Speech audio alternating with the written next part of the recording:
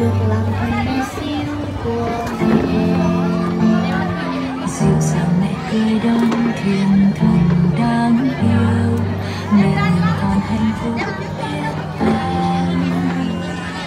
Mẹ dạy con hãy nhớ làm người tốt, chân thật không nói dối, bao người mến yêu thương và bao dung mọi người bên con, nhưng đợi khi con gặp khó khăn. Ôi lời mẹ dạy con luôn khắc nhớ, yêu mẹ con yêu nhất trên đời này. Dành tặng mẹ yêu dấu thật nhiều cái ơn, mẹ là thần thân của con. Mẹ yêu ơi lời mẹ dạy con luôn khắc nhớ, chân thật và kiên nhẫn con mang theo, gieo diệt luôn muôn phương bằng cả trái tim, thiên thần con nhìn đời khắp nơi. Mẹ ơi.